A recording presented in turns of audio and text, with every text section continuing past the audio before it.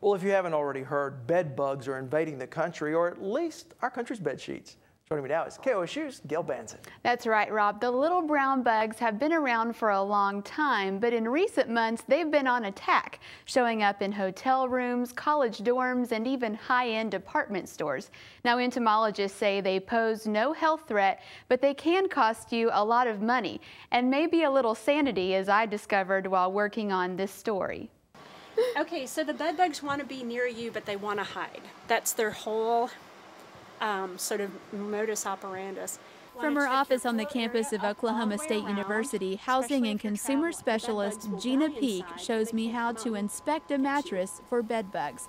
No, I haven't found any in my home or office, but just the thought of them makes me nervous. Okay, so like I was saying, if you go to bed, you wake up in the morning and you're feeling itchy, you might have reason to believe that you might have a bed bug problem. They want to be in a small, tight place where they can Bed bugs can hide anywhere, in the crevices and corners of your mattress or couch, and even in the plastic covers of electrical outlets. They really don't care how much money is in your wallet or what you look like or anything like that. What they care about is your blood. And so anyone at any time can have a bed bug infestation. Here at the Oklahoma State University Entomology Lab, scientists actually have a colony of bed bugs, but luckily they're contained. This happens to be a colony that's never been under any kind of pesticide pressure. We'll see how this looks, because I'm not sure how many's left in here. OSU's Dr. Deb Jaworski holds a glass jar of little brown bugs hiding inside what looks like a folded-up coffee filter. She tells me the bed bugs can't escape and don't jump like fleas, but I still feel itchy. They look harmless, and really they are, but OSU entomologist Tom Royer explains why they're so creepy. They can find plenty of places to hide, and what they need to be is in close proximity to their food source. I'm grossed out to tell you that we are, in fact, their food source. And when a bed bug bites, it affects everyone differently. Some may not be bothered, while others could begin to itch. But when the lights go out and you're sound asleep, they venture out to find you for a meal.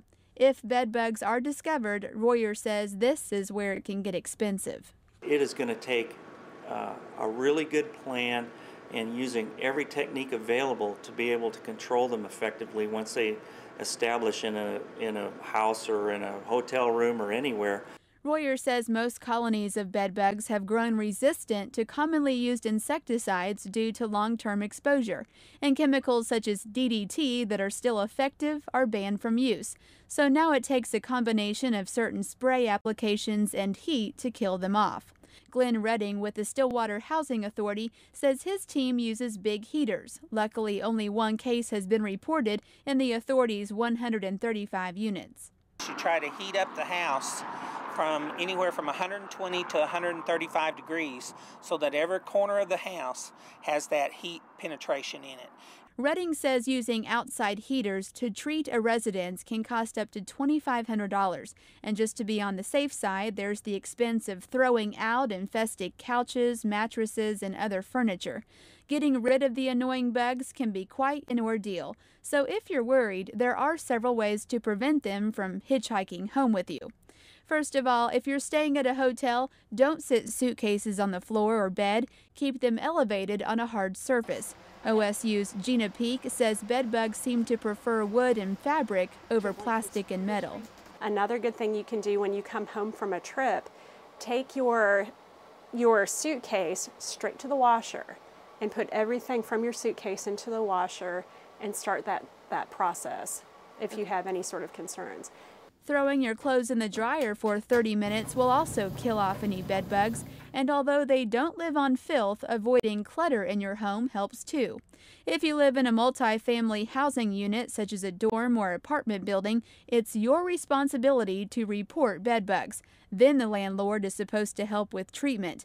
But Peak says hopefully the freak factor of it all will keep tenants proactive with prevention. This one's trying to get away. Back at the OSU Entomology Lab, Dr. Jaworski reassures me a second time that the bed bug she holds in the glass jar won't jump out and get me. But I'm still not convinced, and then she tells me this.